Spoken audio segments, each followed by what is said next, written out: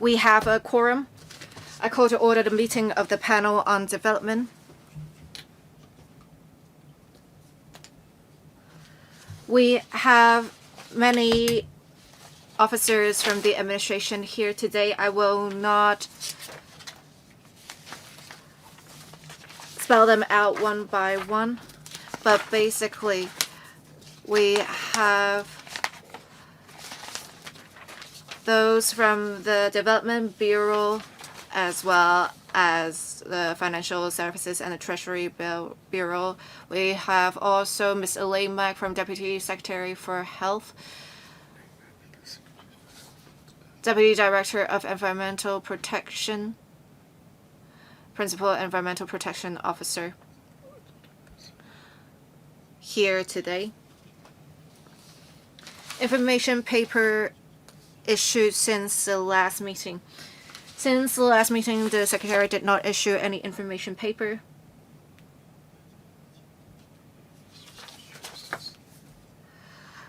And now, agenda item number 2, items for discussion at the next meeting.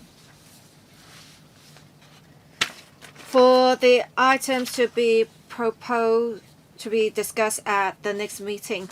The next meeting will be held at 28th of April 2026, Tuesday at 2:30 p.m. The administration proposes to discuss the two following items. 1, 203GK Public Works Project, joint user complex project at Kowloon City, as well as the street beautification works in Lan Kwai Fong. Do members agree to discuss the relevant items? If there are no objections, let's move on to the next agenda item. That is on 21st of April 2026. We are to hold a joint meeting with the panel on food safety and environmental hygiene. The joint meeting will be held between 4:45 and 6 p.m. on 21st of April. We will talk about new procedures for investigating seepage in private buildings. The clerk of the panel on food safety and environmental hygiene has issued a notice.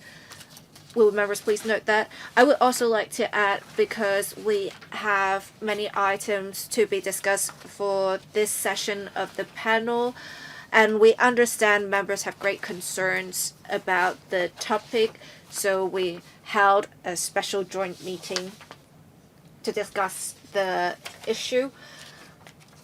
If there are no questions, we will move on to the next agenda item, dedicated legislation to accelerate the development of the Northern Metropolis. Before I ask the Secretary to give the presentation, I will ask members to press the request to speak button. Secretary, when you're ready. Thank you, Chair. Today we are going to brief members on this very important legislation. Please allow me to first explain why we need dedicated legislation for Northern Metropolis and the targets we want to achieve. And then we'll have the Director of Northern Metropolis Co-ordination Office to give a presentation. The Northern Metropolis is a strategic growth area of Hong Kong, and it will be an engine for growth for the city in future. We will create land of 3,000 hectares in the Northern Metropolis. Yuen Long and North District are large. We have some existing towns and villages there, but we will create additional land of 3,000 hectares. The land will provide space for housing and community facilities to make the city more livable. On top of that, an important function of the Northern Metropolis is to provide a vast amount of industrial land. For the 3,000 hectares additional land, at least 800 hectares will be industrial land, and the others will be for ancillary facilities, residential developments, as well as infrastructure. So the Northern Metropolis will be an important starting point for economic growth in future. The Northern Metropolis is important also because it is very close to the Guangdong province. Naturally, with the Northern Metropolis, we will be able to create better synergy with other cities in the Greater Bay Area in the Guangdong province.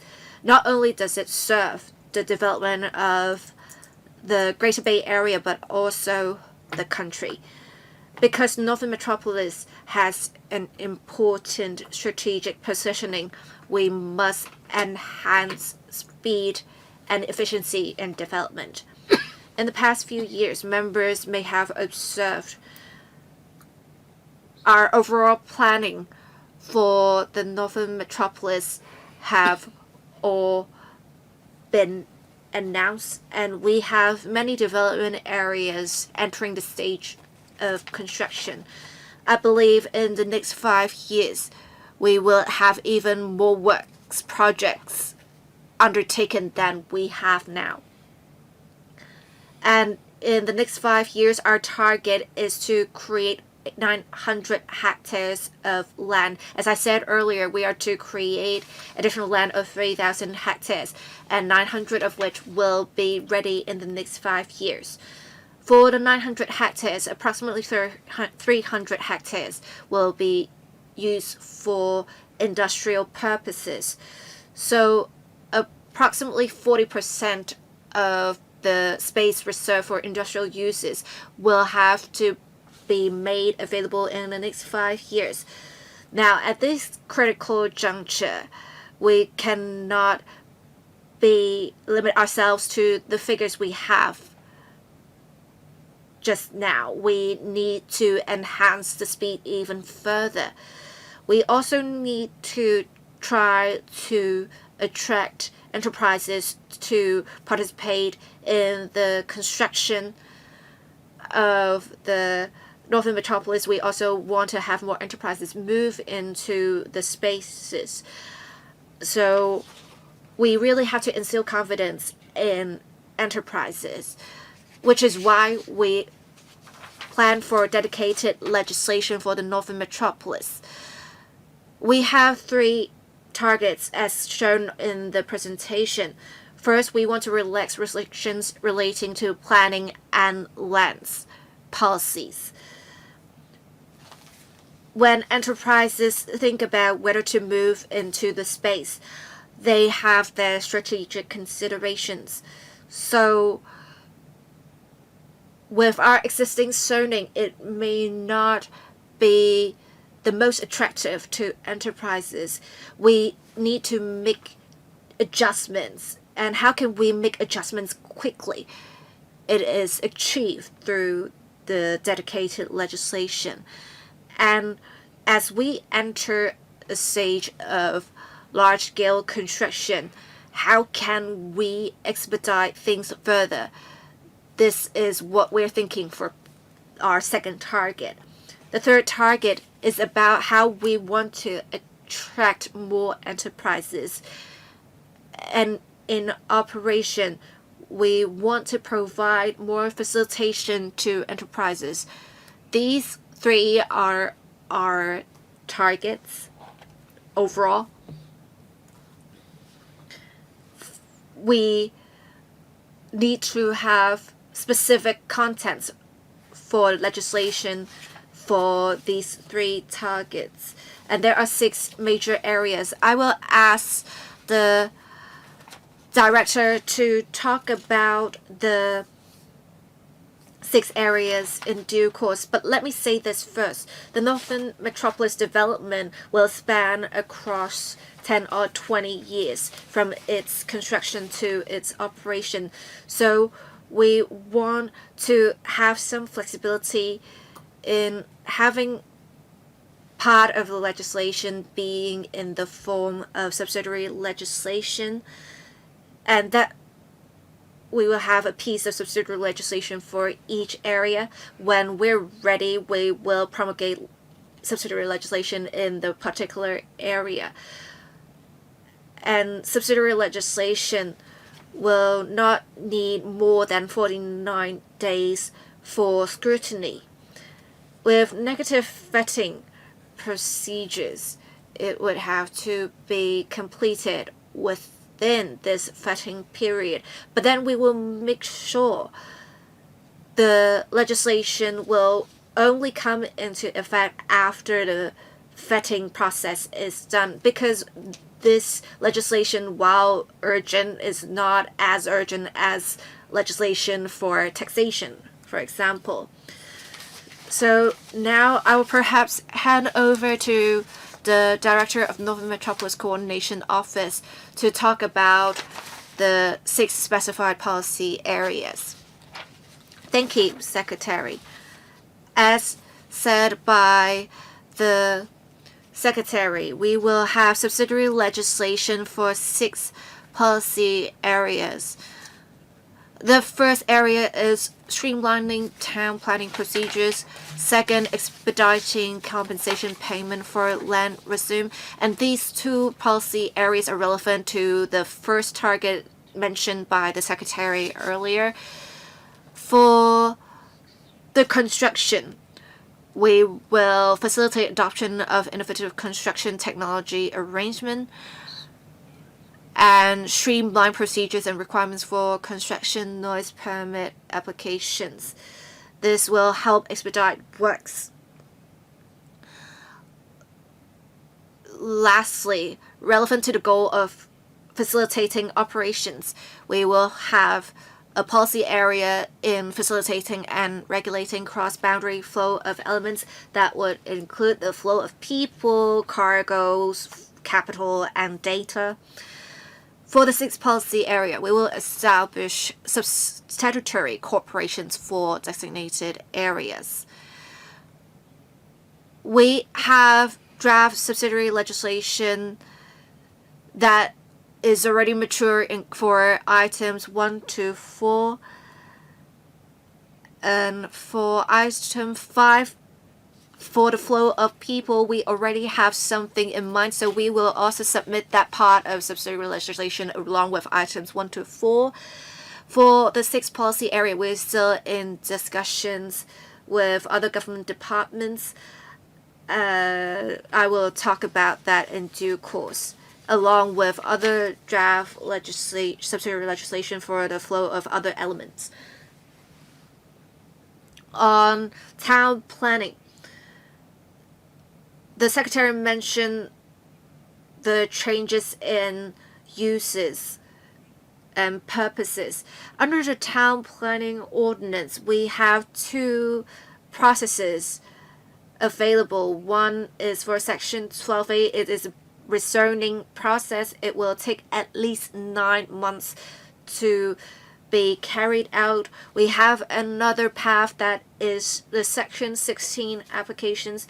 It will take a shorter time. The Town Planning Board will have to make a decision within 2 months.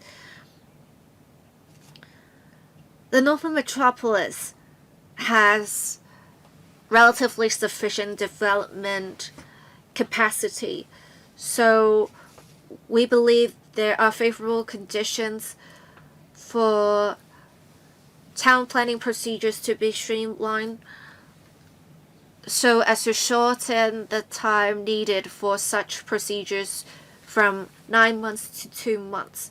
Even though we're making use of streamlined procedures, we still have sufficient protection. First of all, the streamlined procedures are not applicable to the conservation zones. For the conservation zones, they will still need to go through the longer process, as I said earlier. The streamlined procedures will not be applicable to the new development areas such as Lao Fao Shan either, because the government said earlier that rezoning was required. There's really no need for us to backtrack on that. The Town Planning Board will still have a comprehensive assessment of the applications. The public can also submit their comments still. They will have 3 weeks to submit comments. This is our first recommendation. Second item, temporary uses. Sometimes there will be tests carried out through the temporary uses for market response of 3 years for rural area and 5 years for urban areas. We propose to lengthen the period to 7 years. 3 years is rather short. For example, a temporary storage use will take time to construct, and 3 years will be up to very soon. So we hope that businesses will be more confident in making longer-term investments. And then another item is expediting compensation payment for land resumed. At present, for compensation arising from land resumption, the government would publish a notice, and then the ownership will revert to the government, but compensation will be subject to further discussion. And if there's a dispute, the matter will be referred to the Lands Tribunal. But there's no time limit for referring compensation cases to the Lands Tribunal. And also, if the Lands Department want to make a provisional payment, and there's still no time limit for the landlord or the claimant to accept it, since there are no time limits, the process can drag on and on. So even though the government has resumed the ownership,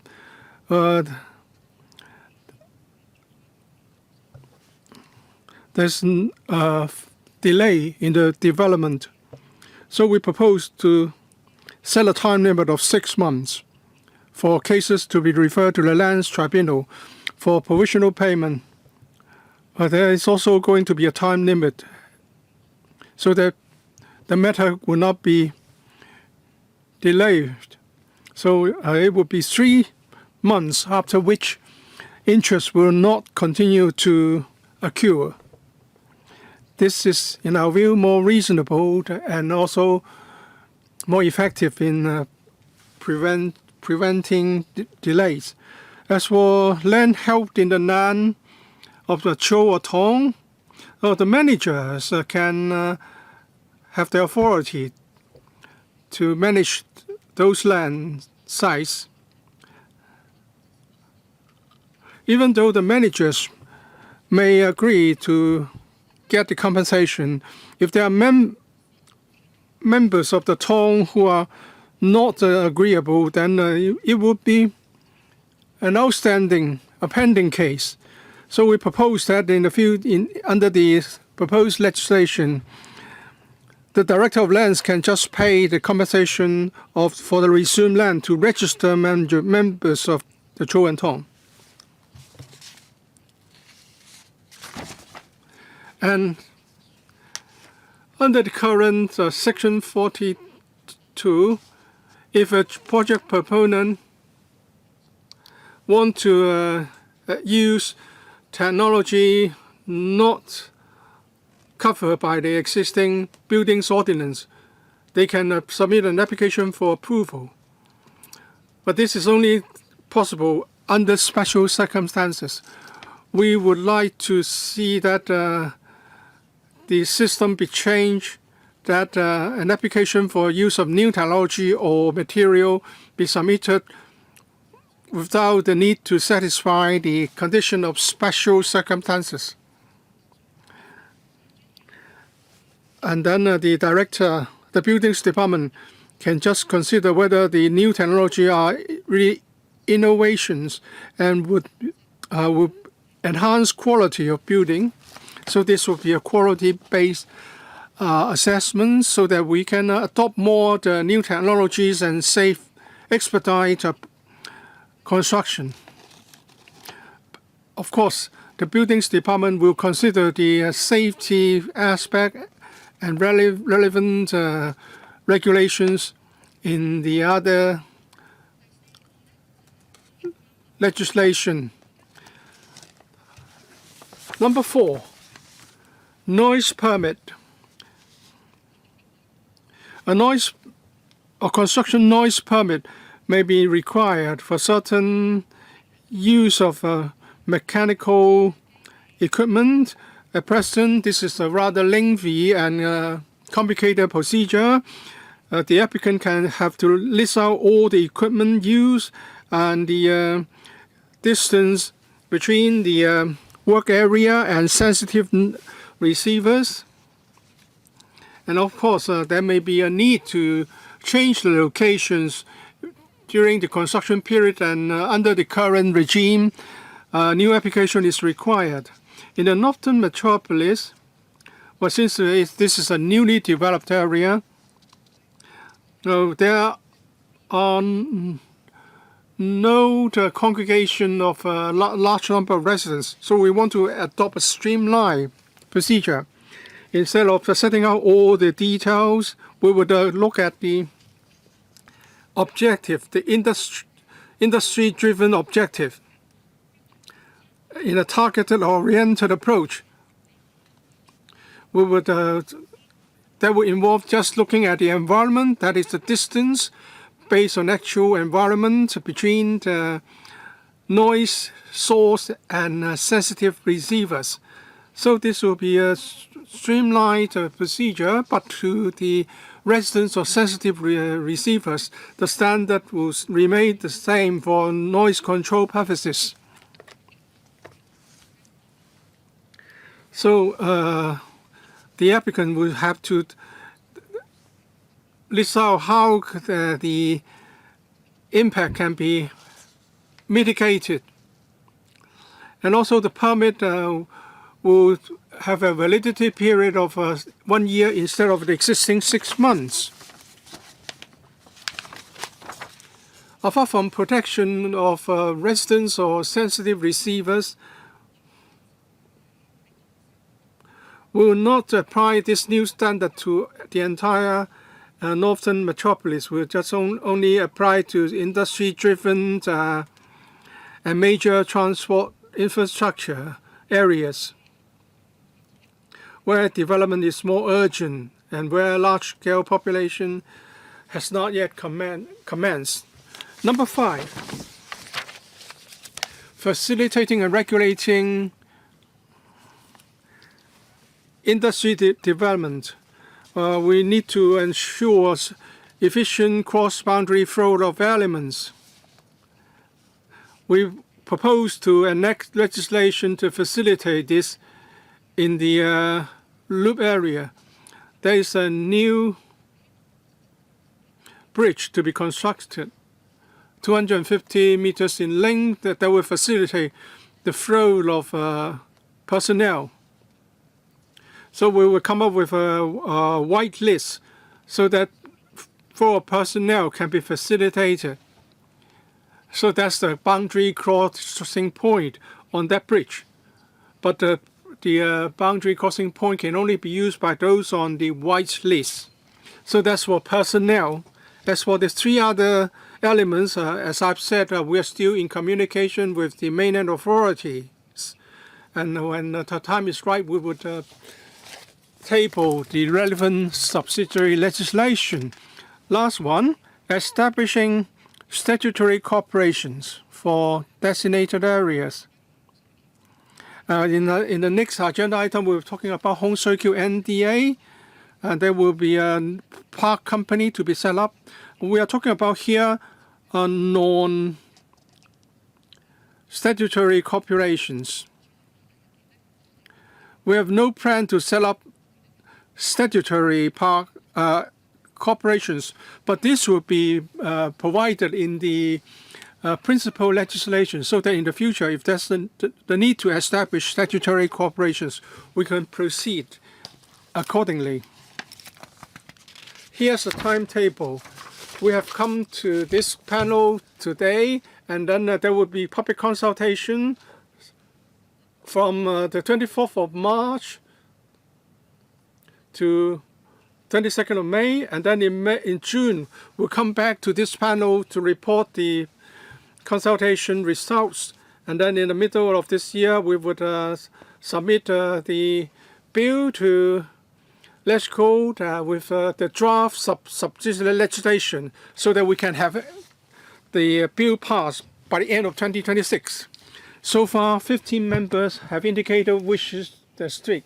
Lau Ka Keung, Lam Chan Sing, Christine Fong, Kenneth Lau, Yu Ming, Aaron Bok, Michelle Tang, Tam Chum Kwok, Lei Chen Keung, Chong Ho Fong, Priscilla Leung, Chen Hang Pan, Maggie Chan, Kwok Fu Yong, and Carmen Kan. 15 members. We have scheduled a time slot up to 3:35 for this particular item, but since we have very enthusiastic response, I'll give everyone 4 minutes for questions and answers. Mr. Lau Ka Keung, it's been said that you would submit a bill for the principal legislation and also draft subsidiary legislation. You want to expedite the constructions and the payment of land resumed. I support this direction, and the Northern Metropolis project is now endorsed by the 15th five-year plan, and this will be a response to the need to expedite the development. And also for designated areas, there will be a streamlined procedure for the application of a construction noise permit, and the permit will be valid for 1 year. Although there's no large-scale population intake at present, but in the future there will be more and more residents moving in. Would there be regular reviews requirements in the subsidiary legislation for timely reviews in accordance with the population movement, so that in the future the noise will not unduly impact upon the environment for the residents? And also for paragraph 12, the CE in Council will be empowered to set up statutory corporations if necessary. I believe that this would enhance the attractiveness to high-end corporations and industries. Although there's no present plan to set up statutory companies now, but people are concerned about the financing and also the monitoring of the operation of these corporations. Will the administration consider setting out the relevant requirements for such statutory corporations, so that they will have to report regularly to the committee chaired by the CE? And also paragraph 15B proposes expediting the payment of compensation to resume land, including authorizing the Director of Lands to pay to register managers the payment, even though not all the members have indicated their agreement. Well, this would do away with disputes among the members of the Cho and Tong, leading to delays in the process. So you're talking about Cho and Tong with managers. What if what about those Chos and Tongs without managers? What would you do more to prevent a situation whereby Cho and Tong land has no managers for this purpose? Secretary, 3 questions. Thank you, Chair. For a simple answer to the first question, yes. With the streamlined procedures for construction noise permits, we will want to apply the procedure specifically to industrial land because there are no residential developments nearby, unlike Kutung North, where we have already quite a number of public housing developments being constructed. But of course, when there is population intake, we will think about whether we should phase out the streamlined procedures. We will make sure to take that into account in drafting relevant subsidiary legislation. The second question is about having the statutory company. And when we have established the specific needs for the statutory company, we will think about how they are going to make reports to the LegCo and how the company is to be regulated. Thirdly, on compensation for Chotong, if a Chotong does not have a registered manager or not all posts of managers are filled, we need to really understand that we have to leave the decision to elect managers to Chotong, and this is under the purview of the Home and Youth Affairs Bureau. We cannot really help them elect their own managers. Please understand this. Thank you. Mr. Lam Chen Sing. Thank you, Chair. The subsidiary legislation will go through a negative vetting procedure. This is not something new. We have already quite a number of legislation coming into effect 2 or 3 months after Gazettal. Whatever the form is, we really need to pay attention to the consultation process.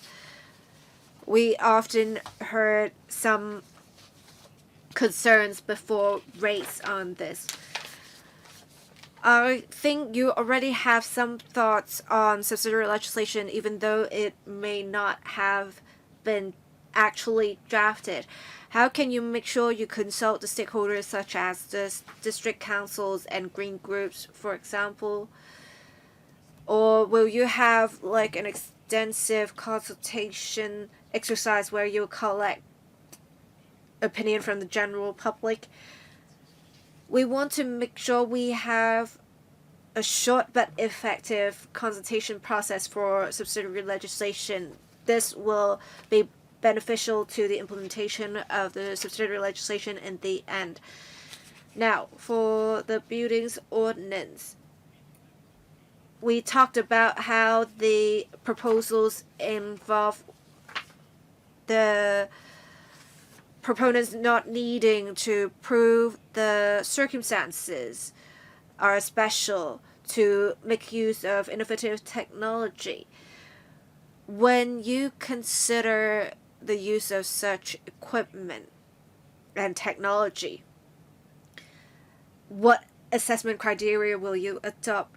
For the subjects of noise control permits, I appreciate the arrangement, but then we may see population intake for some sites, and we have some confusion about whether an area is regarded as a developed area. So what are the standards that the administration will adopt? Thank you. Secretary, 3 questions. Thank you, Chair. I will leave the second question for the Deputy Director of the Buildings Department to answer. I will answer the rest. For the first question on subsidiary legislation, we do want to conduct consultation as early as possible, and we are already moving along in this direction. Apart from briefing members on the principal legislation covering 6 policy areas. We also have some subsidiary legislation that we touch on in the paper. After the 2 months of consultation, we will come back to make a report to the panel on development. In the middle of this year, when we submit the principal legislation for scrutiny, we will also submit the first batch of subsidiary legislation. In general, before the passing of an ordinance, we will not submit the subsidiary legislation to the Council for scrutiny. This is an exception we're making for this occasion. As for noise control permits, our plan is to promulgate the scope in the subsidiary legislation, and it should be clear in future. We will not only have a fake expression such as industrial land. All right, thank you, Deputy Director of Buildings. Thank you, Chair. With new materials and new technology, how will we grant approval under the buildings ordinance? We have different committees. For example, we have a structural engineering committee. We have also another committee for the approval of use of new technology or materials. Whatever the new material or technology is, it has to meet the existing standards. But of course, we'll also have efficiency in mind. We actually don't look at the manufacturer as much as people think. The project proponent may think this material is more cost effective, so they are making use of this, but we in general would just look at the standards and see if the material technology meets the relevant standards. Ms. Christine Fong. Thank you, Chair. Thank you, Secretary, and her team's presentation. I, in principle, support the direction taken by the administration, but then for some sites we have noise barriers, and when there is piling activity, the noise can really affect villagers or residents in general. So how can we have a list of simple noise reduction technologies under the legislative framework? For example, we will have village houses or other residential developments close to Center Technopole. We have asked the contractor to have noise absorbent materials inside the barriers. We can just adopt cost-effective, simple noise reduction measures like this to really strike a balance. In terms of buildings department, making use of innovative technology and materials, I definitely support this, but we need to attach importance to fire safety. The department will have to play a gatekeeper role. Will we be able to enhance standards of Hong Kong to prevent repeated testing, or can we set up some sort of white list so as to enhance efficiency? Third, I want to talk about land resumption. I support expediting compensation to be dispersed to those who own Totong or land in the new territories. Now, I understand that for green belts you will not be resuming such land, but then we have some land that is resumed in the vicinity. There is just a little bit of green belt land. For example, I took part in the land resumption exercise for Fanling Bypass about 10 years ago.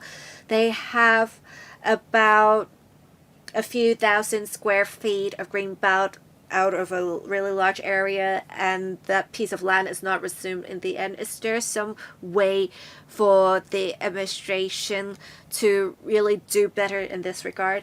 Thank you, Secretary.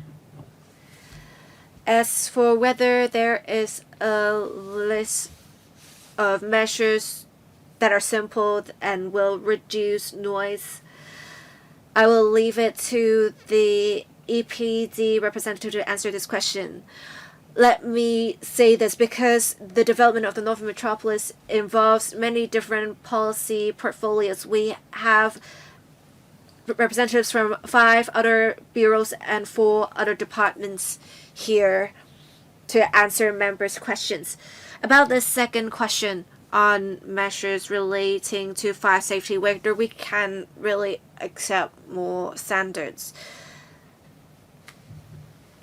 This is the direction that works departments are taking. As long as the materials and technology are of great quality, we will try to, as much as possible, adopt them. If existing legislation empowers the relevant heads of departments to approve the use of such technology, we will not need to deal with that in the dedicated legislation for the Northern Metropolis, or when we have suitable administrative measures that would already be done. Why we need to have dedicated legislation specifically for the buildings ordinance is because it spells out that the circumstances have to be special for the introduction of new materials and technology. We think this restriction is unnecessary. But then we'll also look at relevant legislation to see if there are any other unnecessary restrictions like this. If there are, we will include them in the legislative amendment exercise or legislative drafting exercise. As for your last question on land resumption, we need to see whether there are needs for public uses to resume land. Before we had resumed 2/3 of a piece of private land, and 1/3 of the remaining land remains with the owner. It can be inconvenient for the owner. We don't want that, which is why we will try to expand the space for public uses to resume that piece of remaining land. We do not need to be backed by the law because this is already available under the land resumption ordinance. Thank you. I will now ask the EPD representative to answer relevant questions. Thank you, Ms. Fong. We believe with the proposals we will be able to balance the needs of development and to minimize noise nuisance for citizens. We have 2 main measures to do that. One, we will ask the contractor to have adequate noise mitigation measures. As Ms. Fong said, we have quite a number of quieter equipment now, and we have a list on the EPD website for the reference of contractors. We also have some guidelines.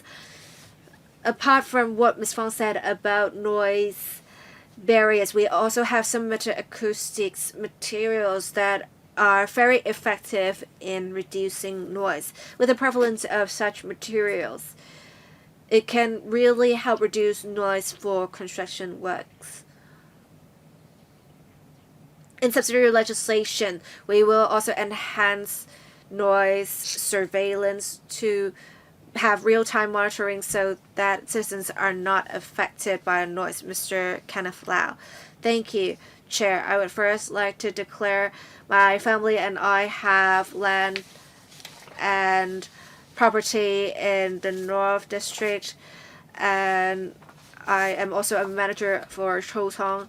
In paragraph 15, it talks about how when we have all all managers' positions filled, even if there is no unanimous consent, compensation can be made to Totong. This will resolve the long-standing issue for Totongs, and Hung Yi-kuk supports this. The proposal resolves the issue of being restricted by objections of members, but then we still have the issue with managers' positions not being filled. We will still face the same challenge. And the Home Affairs Department, during the approval process, will ask for supplementary information and documents that has caused a delay in the approval process. It's not necessarily the fault of Totong. About this paper saying it does not cover cases in which not all manager positions of a Totong is filled after 3 months of the government keeping the compensation. No interest will be charged after that. But in 2 or 3 months, we cannot really complete the whole process of election of managers. The government should pay that piece of compensation. It is stored with the treasury, so you should have interest. I think you should pay interest to Chotong still. I will ask the secretary to reconsider this arrangement, especially when it comes to perhaps delays in the administration's administrative processes in filling vacancies of managers of Chotong. Will you have any exemption or flexible mechanisms to deal with this to ensure the rights of new territories' indigenous inhabitants are protected? Thank you, Secretary. Secretary, I think Mr. Lau is talking about Chotong without the full number of managers. Well, under the current system, we need to have all the managers present and consent. Otherwise, we don't have the proper recipients of the payment. For example, there are 3 managers representing 3 branches of the clan. And if I just pay one of the 3 managers, I believe members of the other clan or the other branch of the clan would find this most disagreeable. And that's why we may sometimes have a stalemate. And the district officers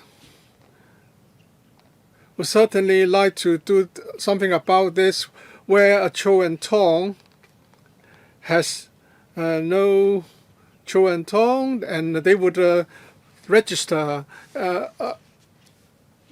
eligible candidate as soon as one is found. And now we have the provisional payment ready, and then we would cut the interest bearing after a certain period.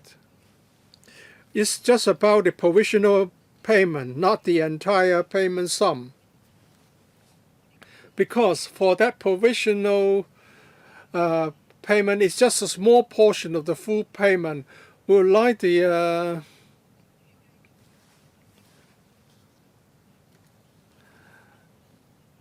Cho and Tong to accept it first. We don't think it's reasonable for the government to continue to pay interest on this payment, which should be paid out.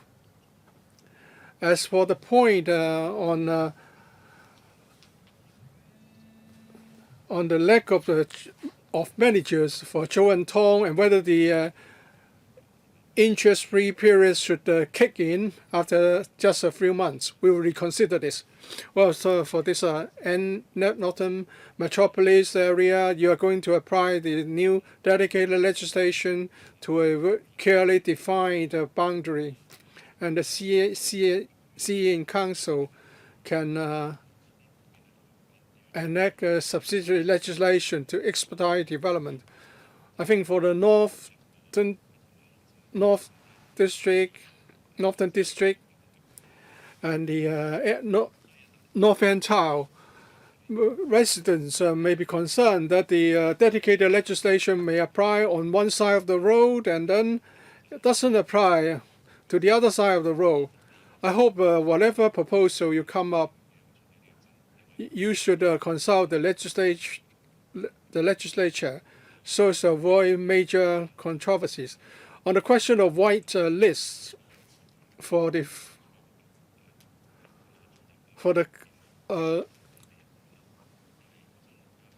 industry park of Hetao,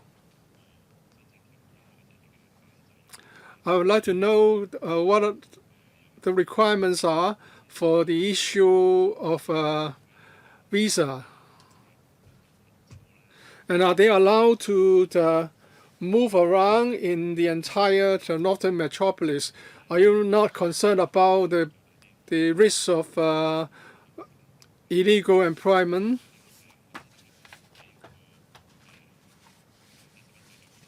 And paragraph 11 talks about annual review, regular review. I'd like to know how you are going to do this. In the past, when I was involved in handling compensation,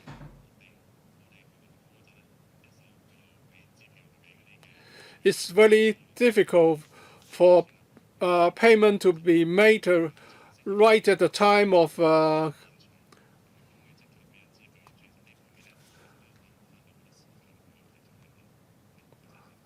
sealing up the affected area. I hope by expediting repayment, you would try to achieve this.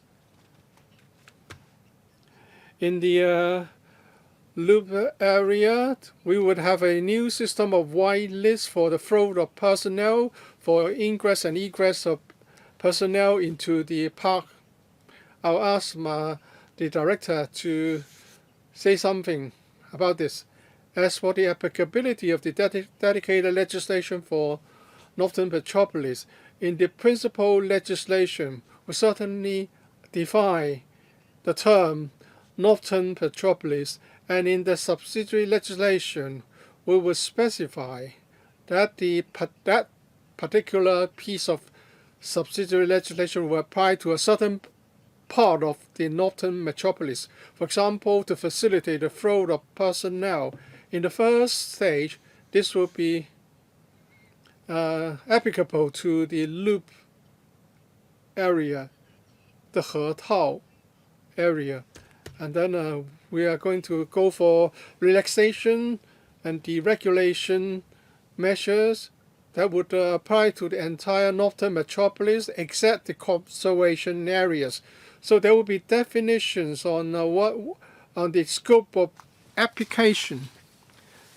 As for the members' question on the definition of Northern Metropolis, I think you may refer to paragraph 6 of the paper, and there's a note there, a footnote there, setting out in detail the definition of Northern Metropolis in the most simplest term that would cover Yuen Long and North District Council boundaries. They are generally covered. And then for these two districts, there will be outline zoning plans, and sometimes an outline zoning plan may straddle to with another district, such for example, Tuen Mun. But since we're talking about the entire OZP, so that particular part that straddles the district boundary would be covered. And then there will be plans with the relevant development plans. And in the future, if the CE in Council wants to change the boundaries, it will be done through subsidiary legislation, which means that it will be vetted by this council. But at this moment, we cannot foresee the need to change the boundary of the Northern Metropolis.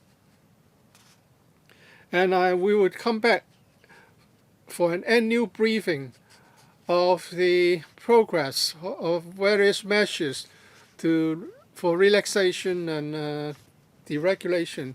And then we will set up KPIs in due course.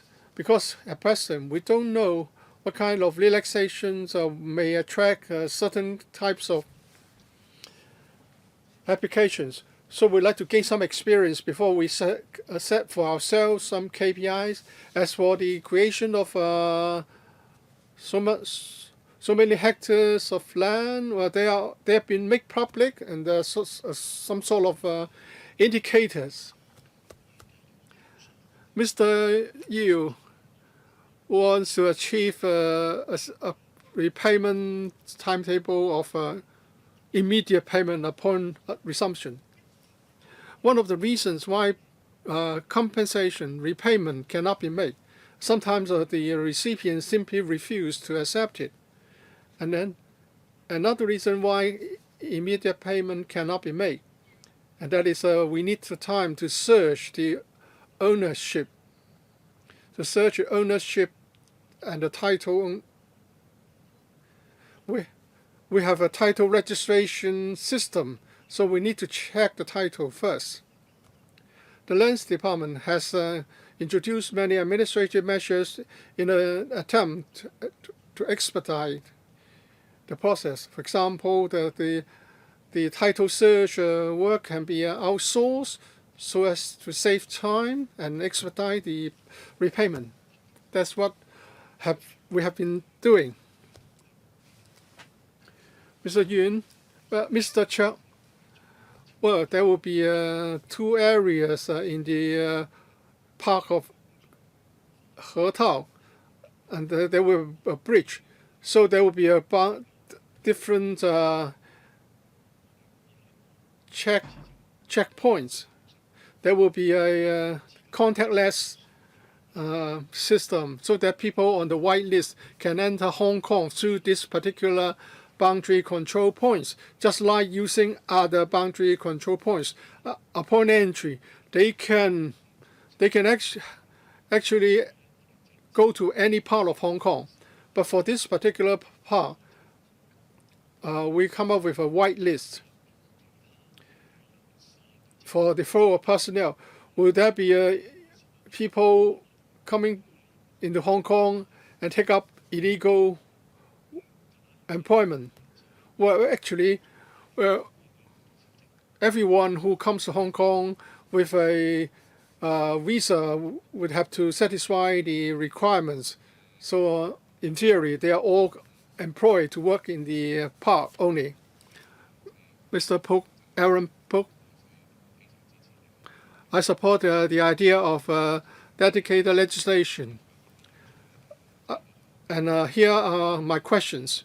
Can it be more relaxed for senior civil servants to be empowered to exercise their professional judgment, to relax certain statutory requirements?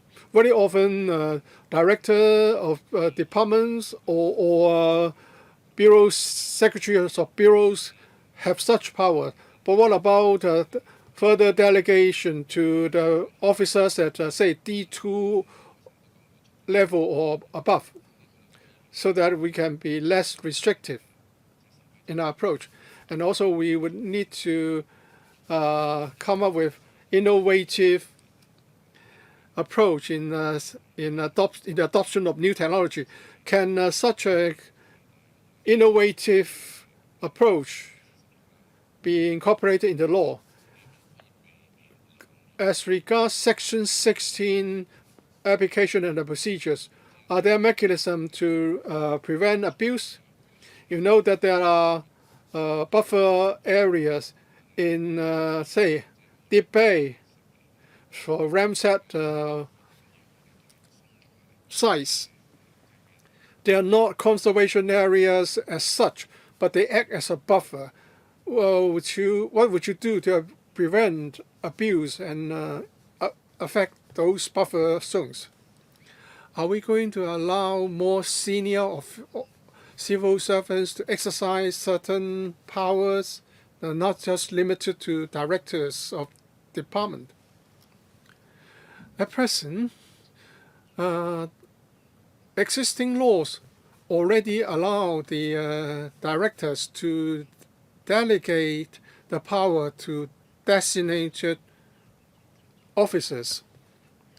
So in order to go for further deregulation, the director can certainly exercise this delegation of power.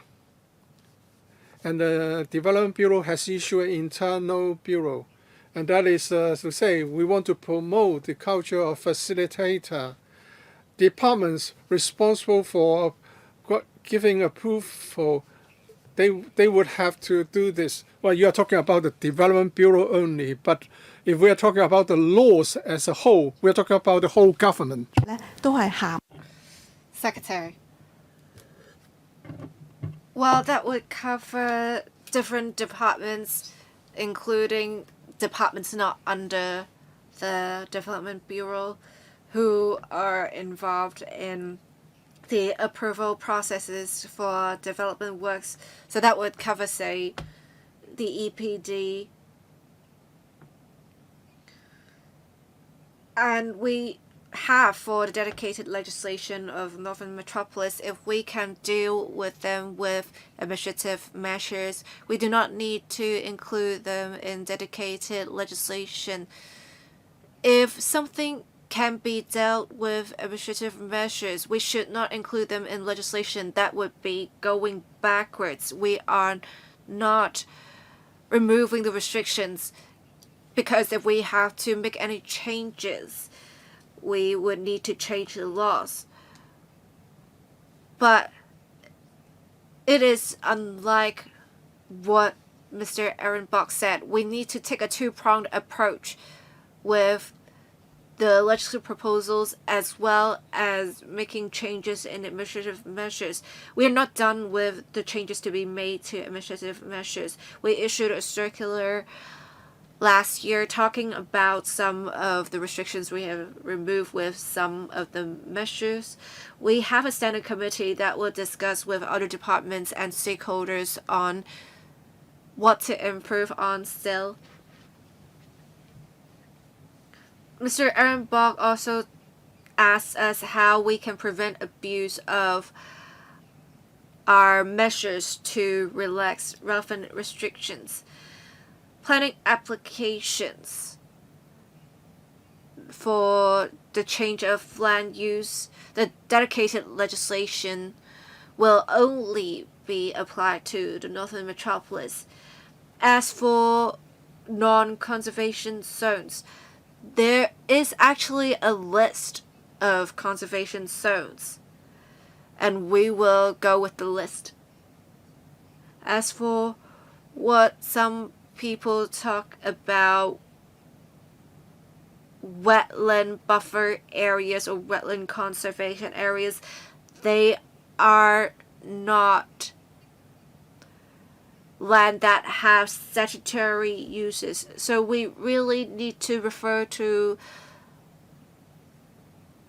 the land that would have statutory uses related to conservation, and they will be regarded as conservation zones. Thank you. Ms. Michelle Tang. I very much support making use of dedicated legislation to expedite the development of the Northern Metropolis, including the establishment of the statutory body.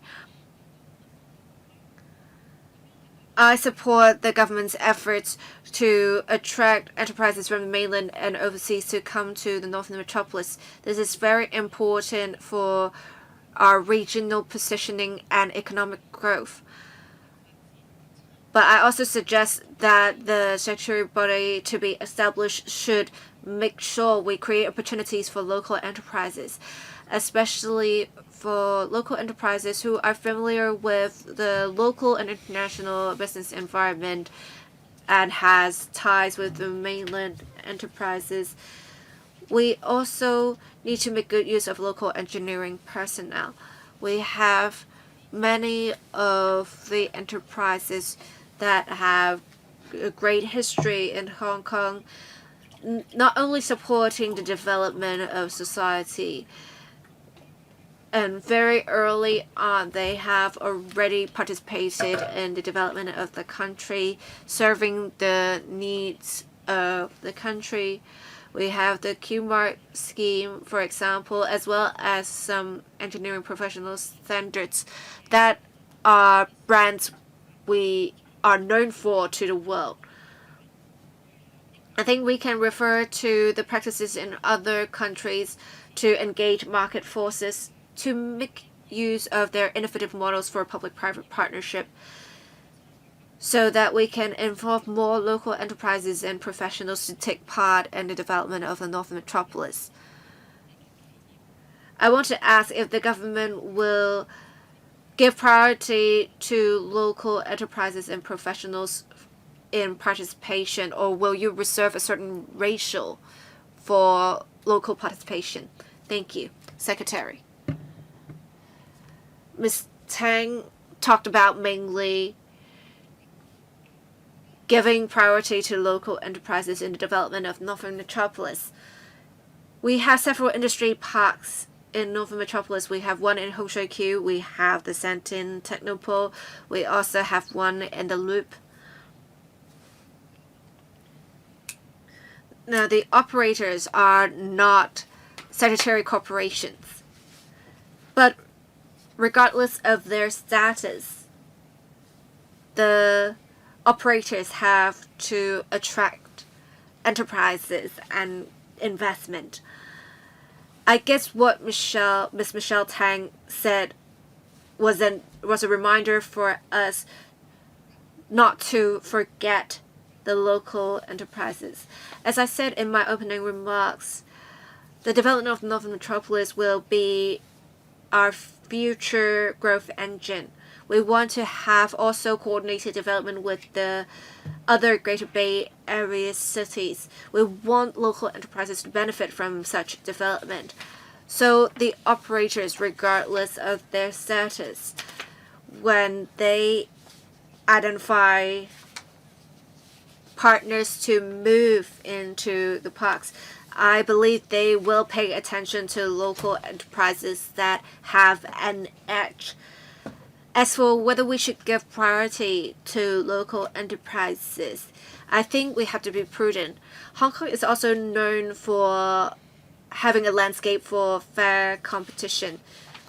If the local enterprises are top-notch enterprises, we are more than willing to grant land to them directly. We will probably even provide them with concession packages. But then if we are to give priority only because an enterprise is a local enterprise, I think we need to be prudent. I think we should make sure we have the quality in mind. Thank you. Mr. Tam Chen Kwok. Thank you, Chair. All along I support that there should be dedicated legislation for the development of Northern Metropolis. I appreciate the approach that the administration has taken, offering some flexibility with subsidiary legislation so we can balance consistency with flexibility. I have some concerns, however. Cross-boundary of elements will be essentially piloted in the Northern Metropolis, and the government will pilot such arrangements in the Hotel Corporation Hong Kong Park to facilitate the flow of people. And we will have a white list. Santin Technopole is just a natural extension of the Hotel Corporation Hong Kong Park. Is it possible for us to extend the arrangements to the Shenton Technopole to further facilitate the flow of people?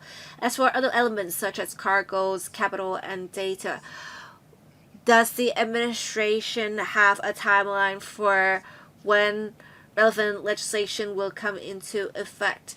Or does the government have some sort of priorities? I'm especially concerned about data flow.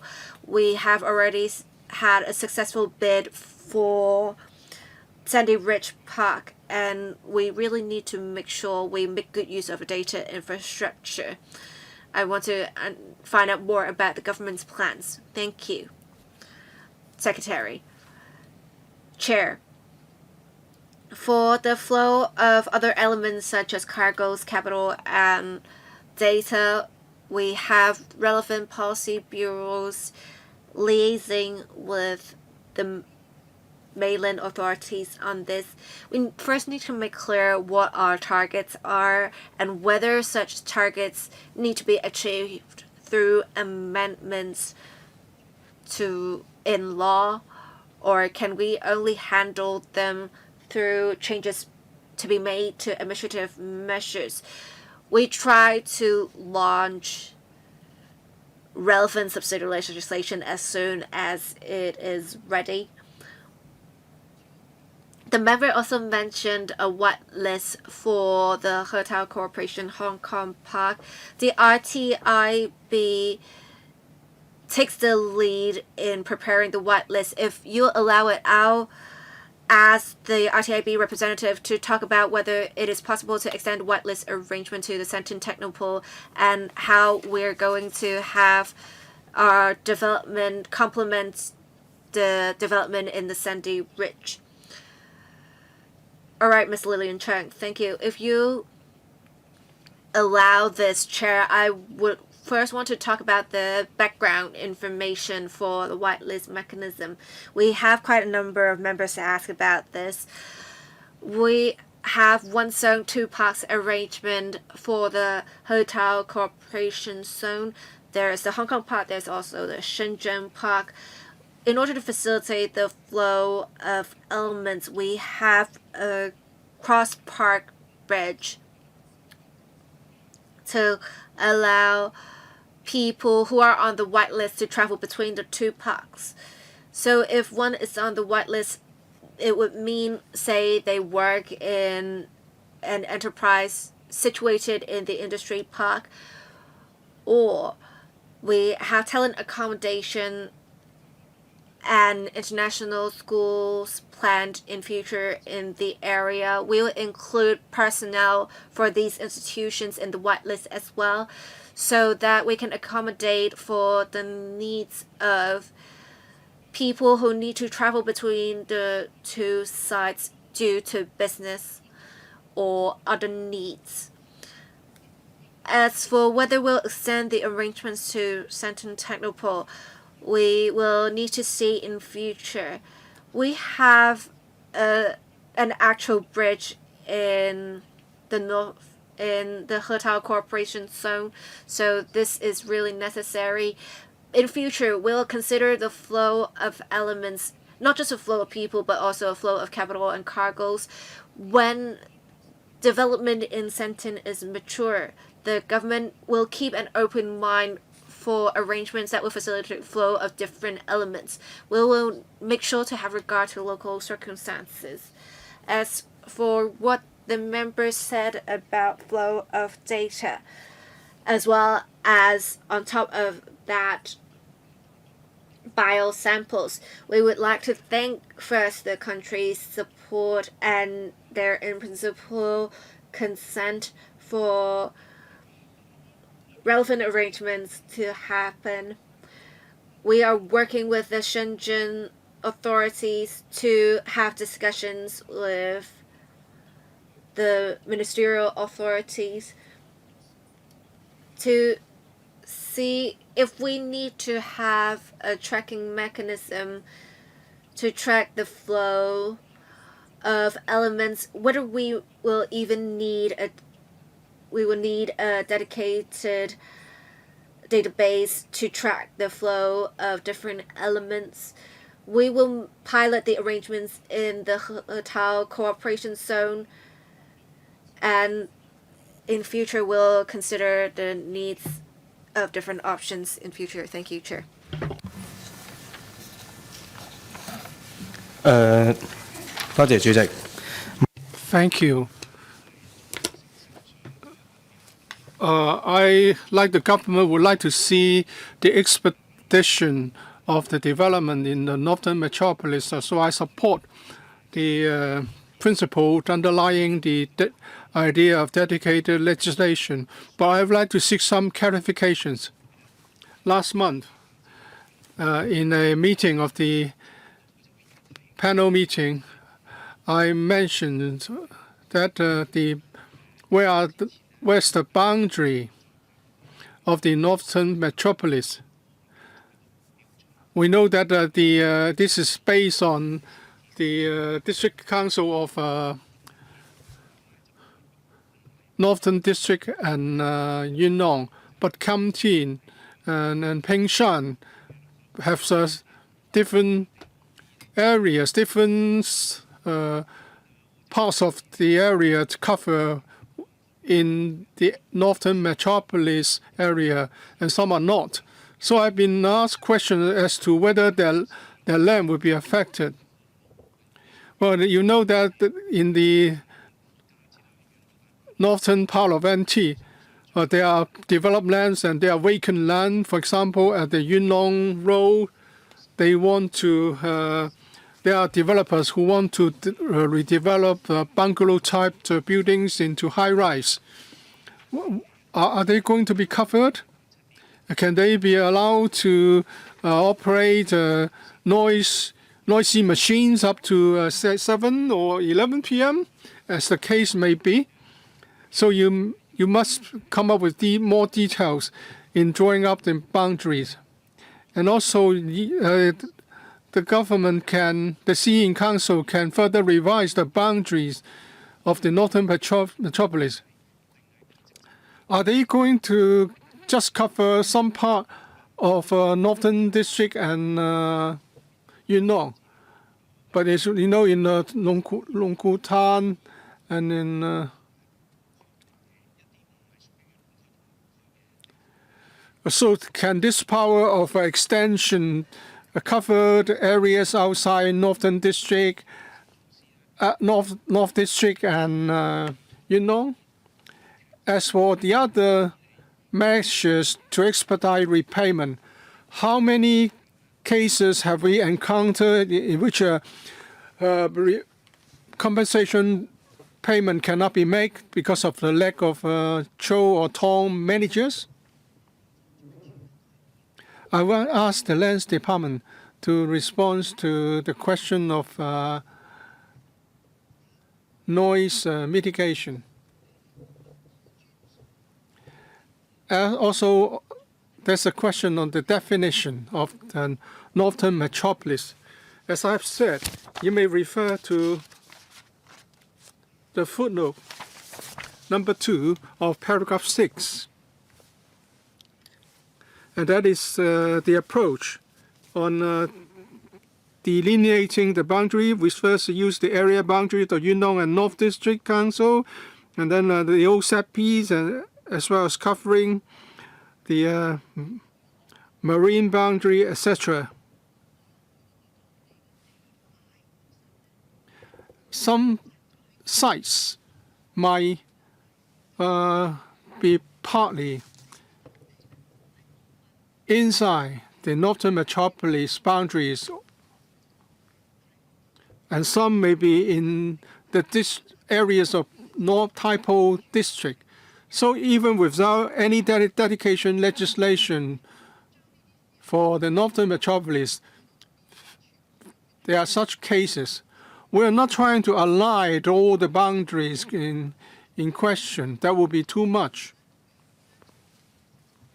As for the cases referred to by Mr. Chong, if some part of your sites are not inside the Northern Metropolis, would there be no resumption? Oh no, whether you are inside or outside the boundaries of Northern Metropolis, land resumption can be carried out through the established mechanism. It's just that they cannot use the streamlined procedure. So we're not going to strip or deprive the landowners' right in any way. Just that they may not have access to a streamlined procedure. As for the CE Council, will be empowered in the future to revise the dedicated legislation as regards the definition of the Northern Metropolis. This can only be done through subsidiary legislation with nothing in the pipeline, because this is just the very beginning of this exercise. So we do not foresee major amendments, but in the future, if there are such amendments, it will be done through subsidiary relation. And I suppose it will be just for minor adjustments of the fringes of the boundary, since that there will be a definition of the Northern Metropolis boundary in the future. How many Chu and Tong cases have you handled as regards whether there are no Chu Tong managers, or where repayment has been withheld because of disagreement among members? Well, we have $200 million held in our payment accounts, withheld for this purpose. Mr. Lee Chen Kang, well, here we are talking about a framework. This will give more hope to the businesses and industries. There is a lack of details. The framework is very loosely divided. A lot of ideas are just in broad outlines only. So, in terms of land use, can we adopt mainland building standards or personnel from the mainland to enhance the competitive advantage and efficiency, so that we can expedite development? And in the past, for a change of land use, you have to submit an application for change to the permitted land use, and now only a planning permission application is required. But for existing operations, such as open storage and vehicle repairing workshops, they will have to apply for short-term waivers for, say, 5 years. So first of all, can you expedite the process, or can they apply for the short-term waiver and then proceed to construction of the relevant facilities?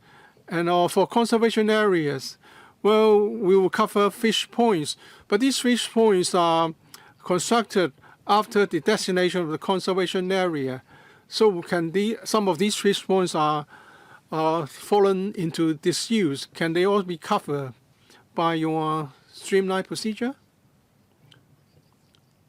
We hope that through the introduction of the subsidiary legislation under the principal legislation, the Director of Buildings will be able to look at the efficacy of new technology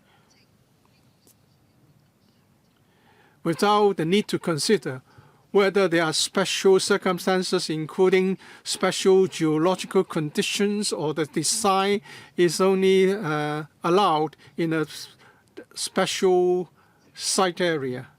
Without the need to consider the special circumstances, the director will only be focused on the effectiveness or efficacy. As for the relaxation of the planning application, it's a more relaxed procedure, but it's still you need to submit an application. Let's say a temporary use is approved by the town planning board, but there are still other administrative measures to follow. For example, a short-term waiver, or sometimes they have to construct a structure and they need to submit a plan for the buildings department to approve. So these documentary requirements are administrative in nature. How can we make sure that they are done expeditiously, comparatively speaking, is the key. Otherwise, the expedited planning permission would mean nothing because the other issues are still very time-consuming. As for fish points would be covered by the streamlined town planning approval process. Well, yes, if you want to change the statutory land use, you need to submit an application. Well, it doesn't help if it just is a fish point. We have to, first of all, ascertain where it is located, whether it's a conservation area or in a non-conservation area. Ms. Priscilla Leung, I want to express my support for the dedicated legislation for Northern Metropolis. We need to promote the cross-boundary element, a flow of elements, personnel, data, etc. I have a few points to follow up on certain concrete matters. First of all, vacancies of Cho or Tong managers. How many vacancies are there? What's the share of such cases in relation to the total number? The government should try to understand how many cases are there. If we rely on the Home Affairs and Youth Bureau to sort them out, well, for members, elected members like me, well, we know that can take a long, long time.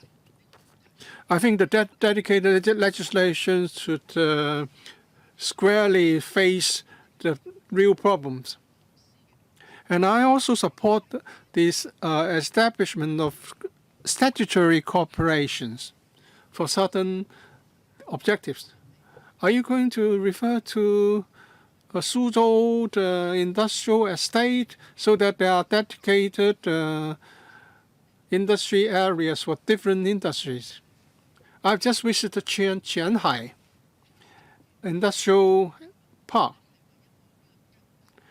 Well, the different departments would chip in and support the objective of the industrial area.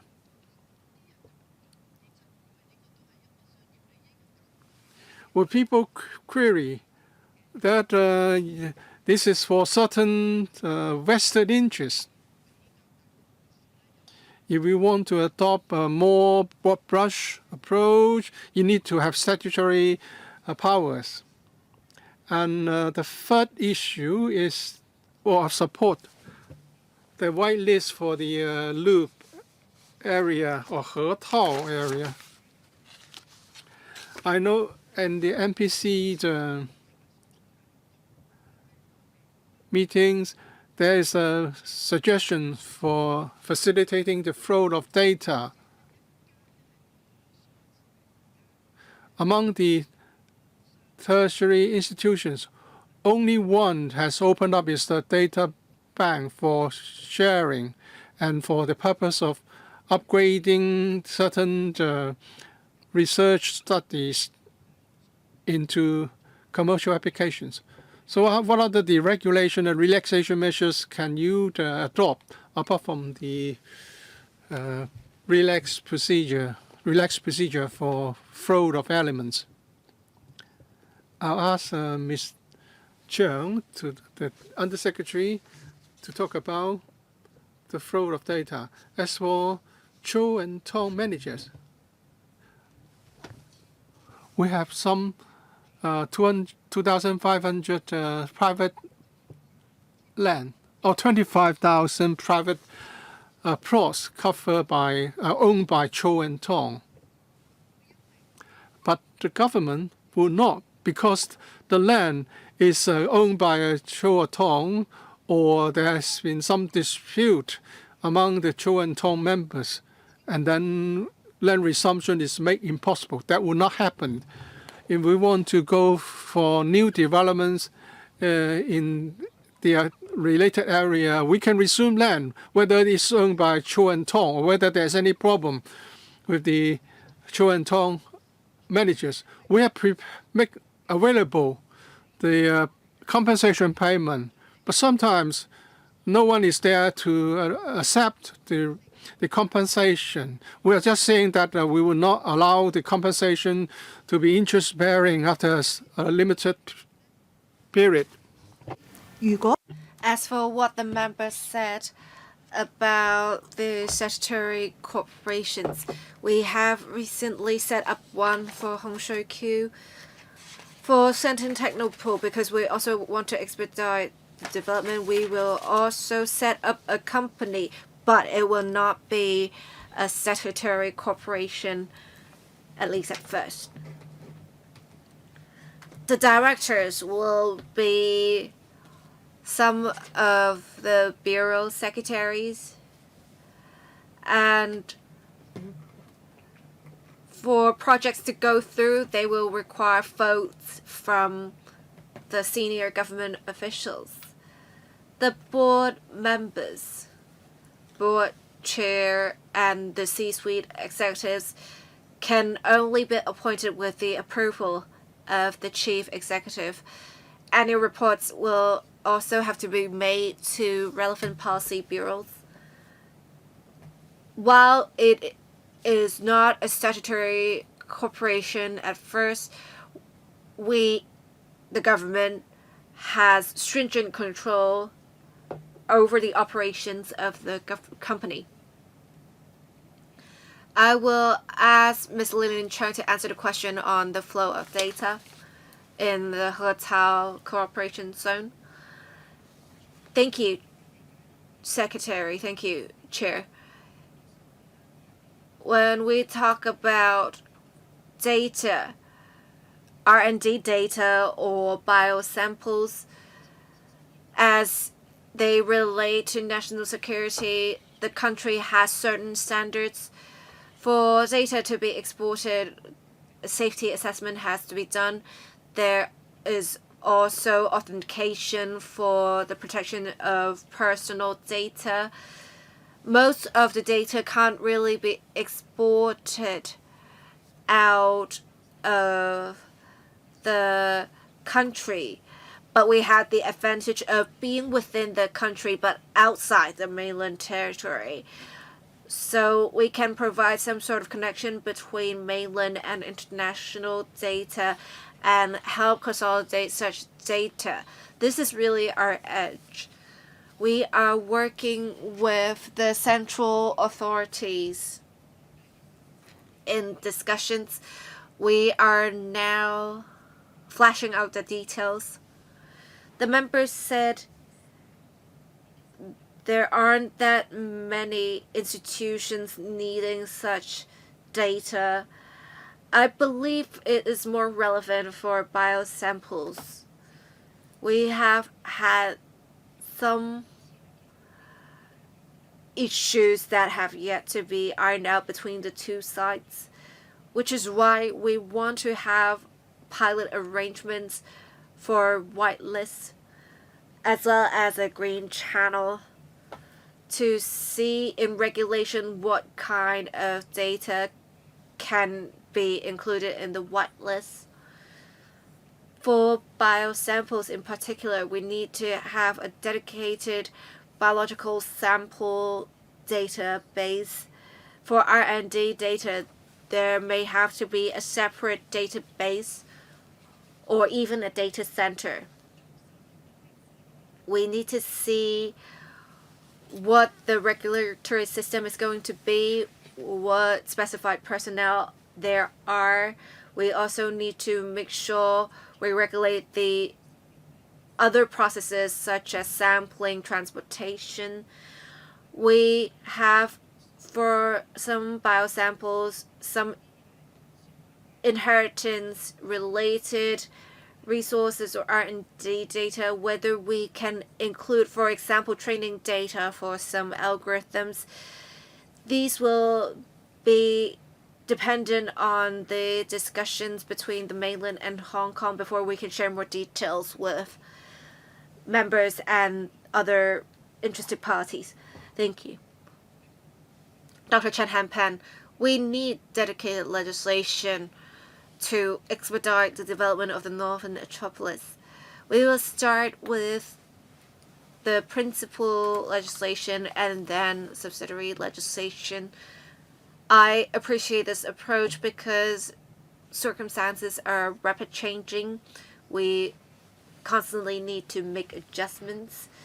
If necessary, we can perhaps have even more policy areas. I think it would be great if we can streamline some of the procedures as proposed. I hope that in future we can have further streamlining. We have some streamlining of the procedures that would shorten the time needed for processing from 9 months to 2 months. Before, we are actually worried about the government's over gatekeeping. It makes things move slowly, and we would have missed the relevant business opportunities. With the streamlining of procedures, I would say we need to improve on certain aspects. I have some suggestions for the administration to consider. For some short-term tenancies, for relevant payment of land premium, I understand the relevant department will need some time to process the relevant applications, but if we can have some sort of standardized models for land with temporary uses, that will make things much easier. For the streamlined procedures, especially involving short-term tenancies or land with temporary uses, often the requirements imposed by government departments will be for permanent structures, for example, for drainage or submission of building plans. These are for permanent structures, but they also apply to temporary structure applications. Since we're trying to expedite development, is it possible for us to have specific processes for land with temporary uses, and we can have other government departments really take the same approach? Thank you. Secretary. Thank you, Chair, for the payment of land premium, land administration, and building controls, and perhaps other aspects. Whether we can have some simplified procedures for land with temporary uses. We'll follow up on this after the meeting. I personally think it should be done. We have streamlined the procedures for planning permission. And with streamlined procedures, it does not necessarily mean one will obtain a permission easily. I think we just have to make sure in administrative approval processes we can relax the restrictions, but we shouldn't be lax. Thank you, Secretary. I think we need to make sure on the front line we are removing the relevant restrictions to make sure the intent is achieved. We have great expectations. I hope the Secretary can really help with this. We have two other members who have pressed the request to speak button, Mr. Augustine Wong and Ms. Lin Chik. I will draw the line here. Thank you. Ms. Maggie Chan. Thank you, Chair. I support that we have the principal legislation laying the foundations, and then we have on top of that subsidiary legislation. Subsidiary legislation will still go through the council for vetting. Can the Bureau publicize to the public to make sure they know there are ways for them to express their views? For the 6 policy areas, especially for the policy area relating to the flow of elements, it would apply to the Hotel Corporation Hong Kong Park as well as, say, the Sandy Ridge. I want to ask if the government will consider to have dedicated legislation for the different categories. I also want to talk about the reply given by a government official earlier on discussions with mainland authorities. In the National 15 5-year plan, we have a cooperation mechanism that will be about having regional cooperation. So has the administration looked at developing systematic studies to look at coordinated legislation with the mainland authorities? Secretary, thank you. We already have the 6 policy areas grouping different amendments or different subsidiary legislation. When we're ready, we will launch the different batches of subsidiary legislation. As for how we're going to publicize about the dedicated legislation, I will ask the director of the Northern Metropolis Co-ordination Office to speak on this. I will also ask Ms. Lillian Chung to talk about how we can achieve synergy in rules and regulations with the mainland authorities. All right, Ms. Linda So. Thank you. In terms of publicity, we attach great importance to that. We have been making use of different channels to promote the development of the North Metropolis and the latest measures. We make use of the dedicated website for dissemination of information. We did not ignore our youngsters. We also go to schools. We have outreach teams going to schools to tell students about the latest situation with the development of the Northern Metropolis. We also have a new exhibition gallery for Hong Shui Q. And next year we hope to have an exhibition gallery in Kutun North for publicity. We will talk about the latest developments, including the different measures in dedicated legislation once it is passed, so that people are aware of the latest developments with the Northern Metropolis. Thank you, Secretary. Thank you, Ms. Chan, for the questions. To give a simple response, as we're talking about cross-boundary flow of elements, it would involve authorities on both sides. So that would involve Guangdong provincial authorities as well as Shenzhen municipal authorities. We already have a joint task force for Hotel Corporation Zone. We have the Secretary for ITI as well as a senior Shenzhen municipal official chairing the task force, and we have talked about different topics under the structure. We also has a specific task force for Guangdong Shenzhen technologies on the flow of different elements, people and otherwise. if we have to legislate for such, we actually have in mind a whitelist mechanism as said earlier, and the mechanism has to be consented by mainland authorities, and we need to have unanimous consent.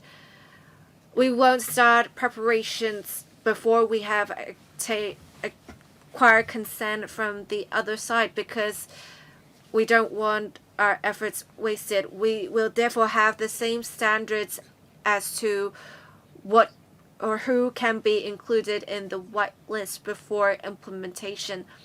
As for whether we'll have coordinated legislation, as we have different legal systems, I think we can take the approach of conforming to our different principles in legislating.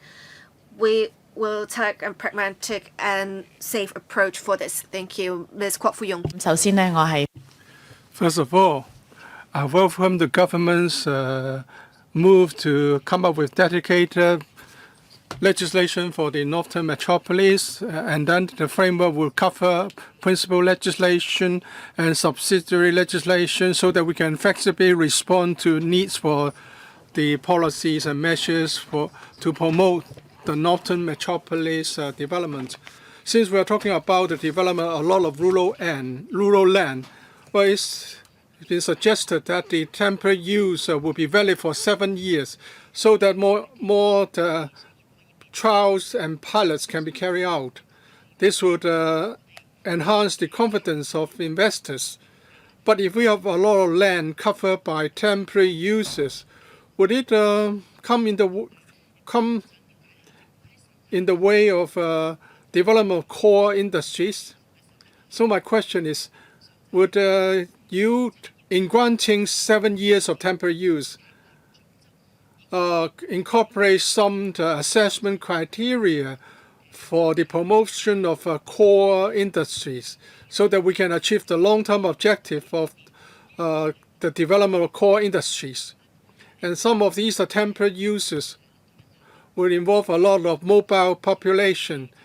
If these items are industry-driven without paying attention to the needs of the nearby communities, then we are going to have isolated islands of development.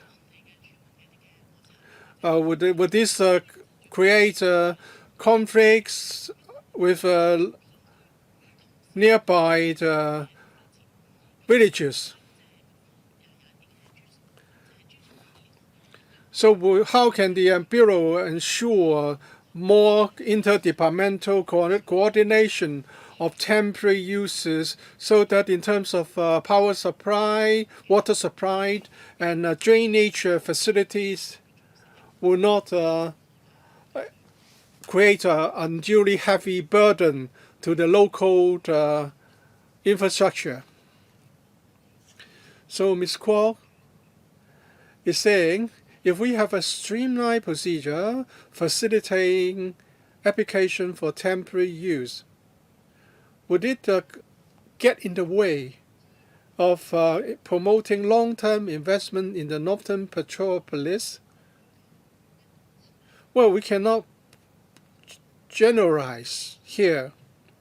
In our effort to attract investment to the Northern Metropolis, which is a newly developed area, many businesses have indicated that they are not going to sign a 50-year lease with the government, and they would like to carry out some shorter-term projects that would be more flexible, and that would be lesser of a burden, financial burden on their part. And that's why we have this 1.5 step development. We have so much newly formed land. If we want the applicant to come up with the development with utilizing the maximum plot ratio of 5 or 7, that will maybe too much a burden on them. But if they're asked to construct a single-story building as an exhibition venue, etc., they may find it more acceptable. And that's why we have this 1.5 step approach to cater for such needs. But if some corporations would like to go for permanent development, they can still apply for whatever they want without going through the temporary use stage. Of course, if it's a temporary use, the Town Planning Board would assess the application on the basis of the proposed temporary use. Just like the other man has said, you cannot say that I can only submit or provide so much infrastructure as if it's a permanent use. So the Town Planning Board should assess the application as a temporary use application. But if there are so many temporary users in the vicinity of a small area, there will be a cumulative effect. So that's why we need to properly monitor the applications. That's why we insist that even for short-term or temporary use, they will have to apply to the Town Planning Board so that the Town Planning Board can have an overall view of the different uses in the vicinity, and also the requirement on infrastructure can be based on that overall picture. Ms. Carmen Can. Well, I'm not a member of this panel, and I'm grateful for this opportunity to speak.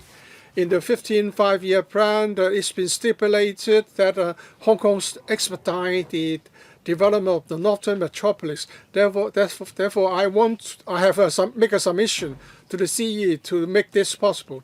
I would like to understand two important concepts since we just started this.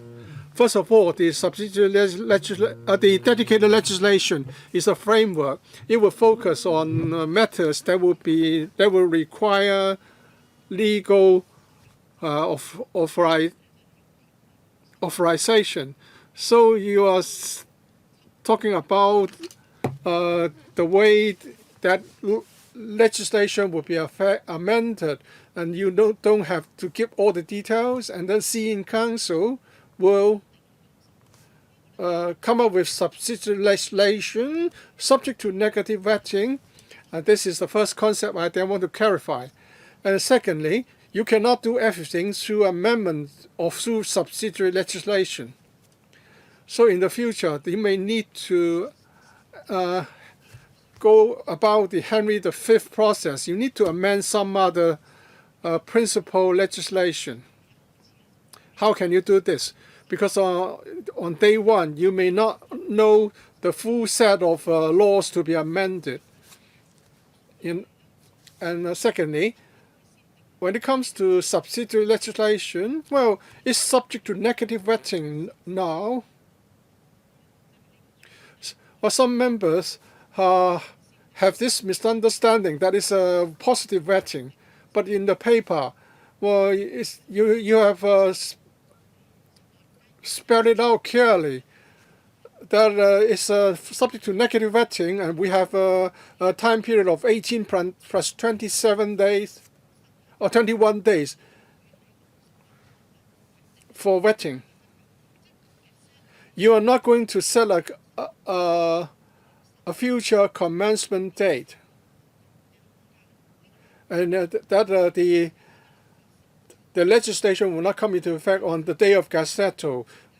You should allow more time for this council to vet the subsidiary legislation. And the streamlined procedure will require only 2 months of vetting instead of the 7 required now.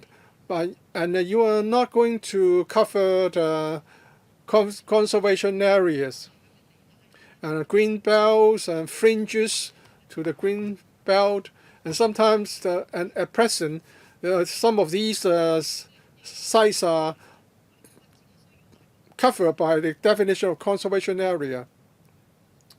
So you may need to come up with clearer delineation. First,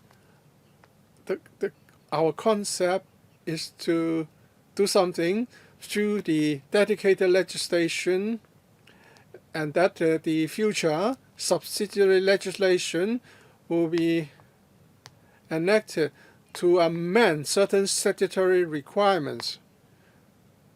We need to stipulate that function, that power in the principal legislation.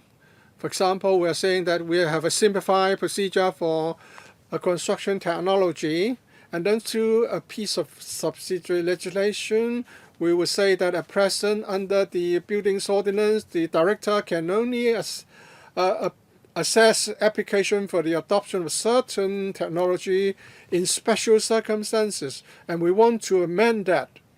So we would spell out in the principal legislation, and the future subsidiary legislation, we would amend certain pre-existing statutory requirements. It's related to the so-called Henry VIII procedure. And whether it's positive or negative vetting, the answer is negative vetting, in that there's a time period. The vetting cannot last forever.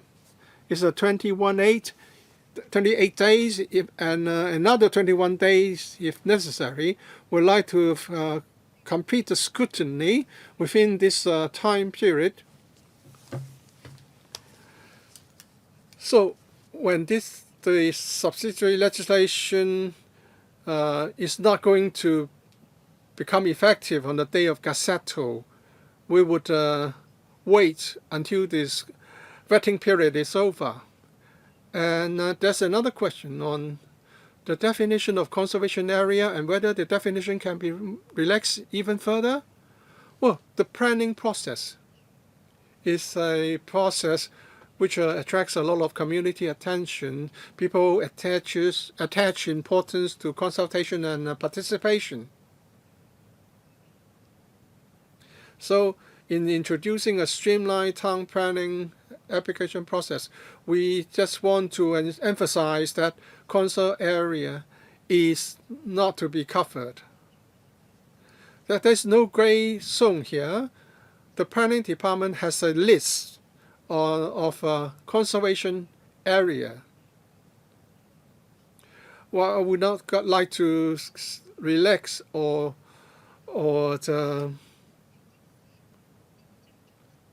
deregulate requirements on conservation area. Even though we say that the streamlined procedure does not apply to conservation area, it doesn't mean that conservation area can never be developed. It's just that they have to go for the more elaborate planning permission process today and in the future.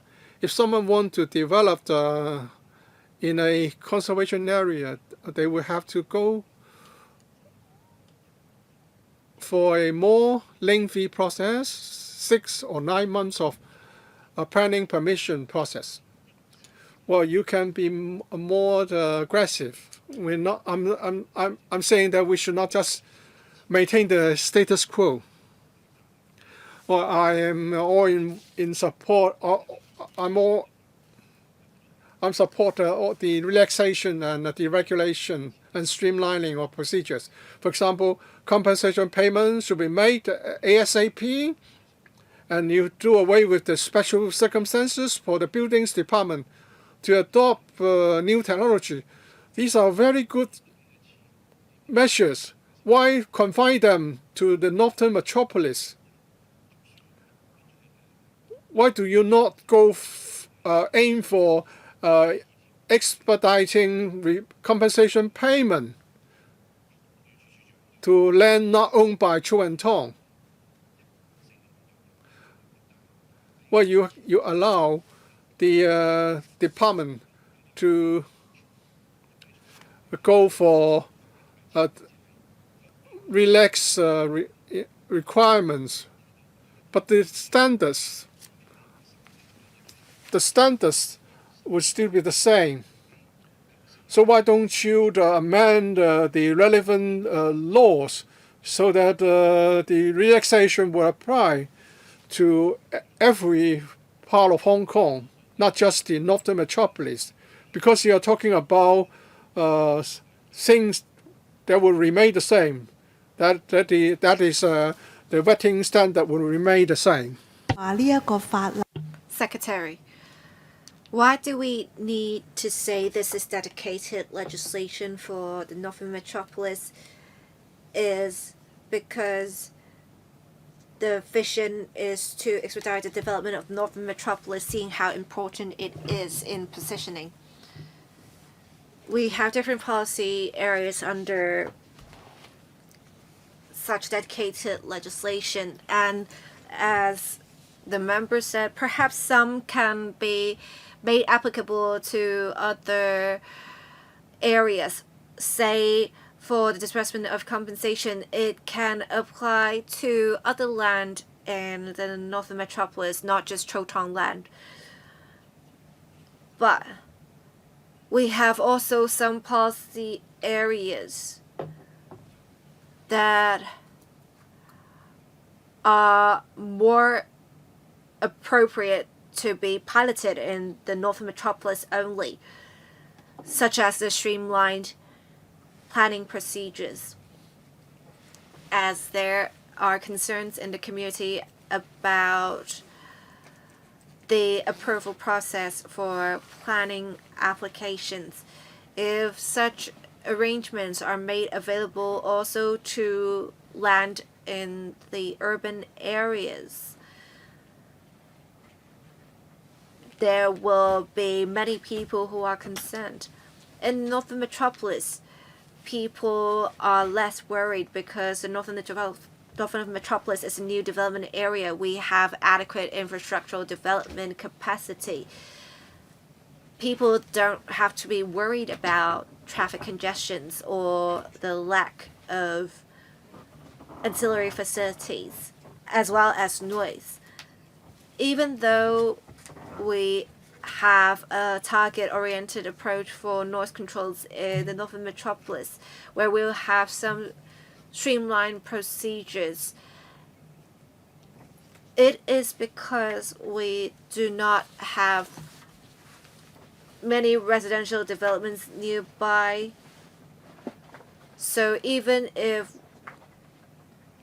one is louder, it will not affect people.